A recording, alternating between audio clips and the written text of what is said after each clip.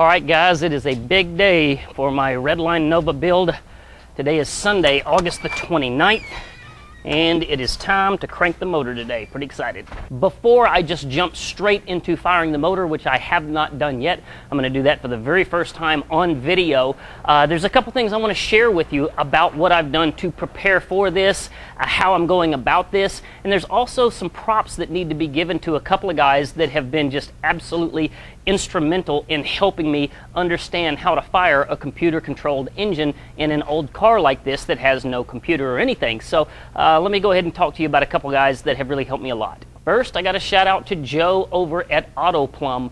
I found this website, AutoPlumb.com, and yes, I'm going to put a link down below in the description to their website. I went to these guys because I was struggling to get everything connected. I needed somebody who just had a vast amount of knowledge about how to start hooking up braided AN hoses and fittings to a stock engine and transmission application like this, and I found Joe at AutoPlumb. You'll notice in this car, for instance, that I'm running an oil cooler here on this side, and then I have another identical unit over there on that side that's for the transmission. So I had to get those things plumbed up. I also ran into a pretty good pickle when I was trying to connect this universal champion radiator that I chose. I believe that was a CC 1826 DP, cools up to 800 horsepower. And as I started trying to connect my braided lines here to my stock LS3, which uses like a barb style fitting on the front, I started running into all of these troubles trying to figure out how I was going to plumb everything. And so when I found AutoPlumb, that really made a big difference for me, and all of a sudden I had somebody that was knowledgeable and really willing to help, that would guide me through this and sell me the items that I actually needed. And so I got to give thanks to Joe and the folks at AutoPlumb. I highly recommend those guys if you are doing a project like this and you want to use braided AN lines. Next, I want to say thanks to Bill over at BP Automotive. I'll put a link down below in the description to their website. Bill and the folks at BP manufacture engine harnesses for LS engines, and a wide variety of other things. As I began to try and figure out who I was going to buy my harness from, it became obvious to me that a lot of folks out there that make those harnesses were not going to be willing to put up with all of the questions from a rookie first-timer like myself. They just got to the point they wouldn't reply to me. However, Bill over at BP Automotive did. He was just very, very crucial in helping answer questions for me and figure out how to hook things up from the start to the end.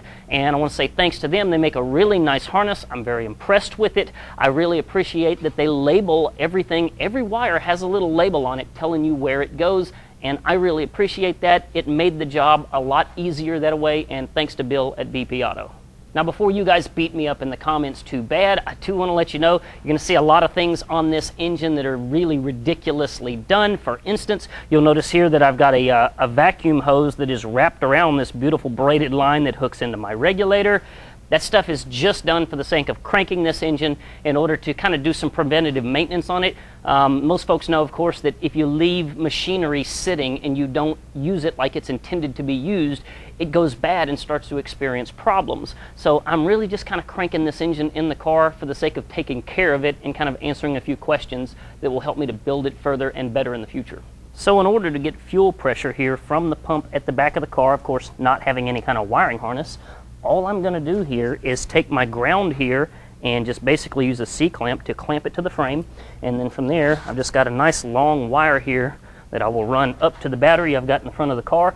And basically, all I've got to do is just clamp it here to this, and we'll get fuel pressure. One of the things that I want to draw your attention is that I am not powering the accessory drive on the front of this engine. Notice how there's no belt attached to anything. I'm doing that because I'm testing to see how much the motor shakes in the car.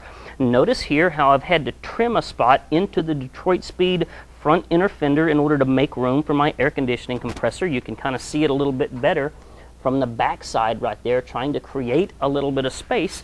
I've also got another issue over here.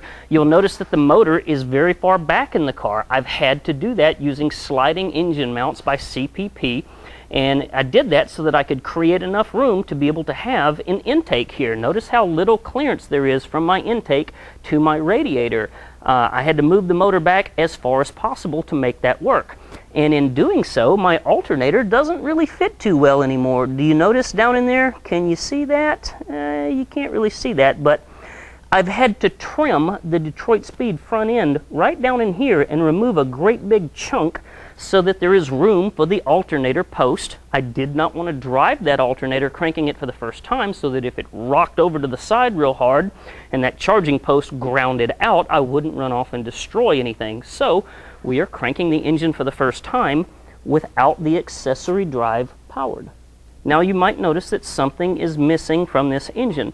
It's the spark plugs. I've taken all of them out so that I could roll the motor over just using the starter, and I could make sure that I had oil pressure. You'll notice here that I have oil in this little line that runs to this little makeshift gauge, and if I roll it over with the starter, I do confirm that I can get oil pressure.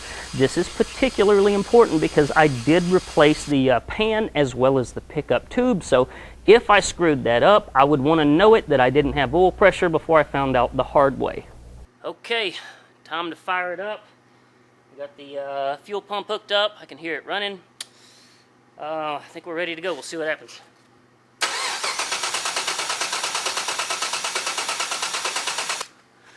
Nothing's happening. Sounds like it's not getting fire, so we're going to pull a spark plug out and check it for fire and see what we got. Okay, August 31st, we found out that the way we were trying to upload the tune to the car was not loading successfully, so took some advice from my friend David Griffith. I appreciate the help, David, and we've got the car firing, so about to see what happens.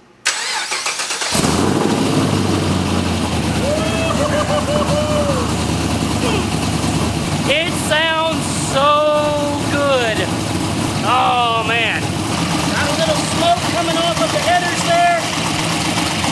Probably just a little bit of oil that got spilled. Really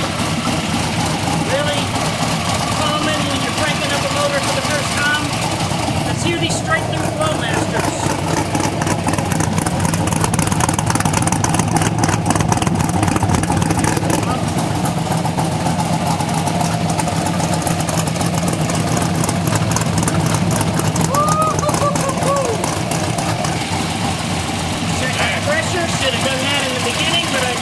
I'm an idiot. We're at 40 PSI.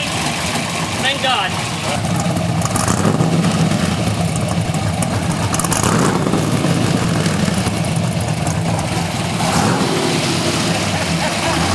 All right, there you have it. We got the car running. I could not be more thrilled to finally have this computer-controlled engine running in my old-ass car. It's been a big learning curve. Again, thank you to David, thank you to Joe at AutoPlumb, thank you to Bill at VP Auto. Appreciate you guys very much. If y'all want to keep up with my channel, click subscribe down below. Y'all take care. Have a good one.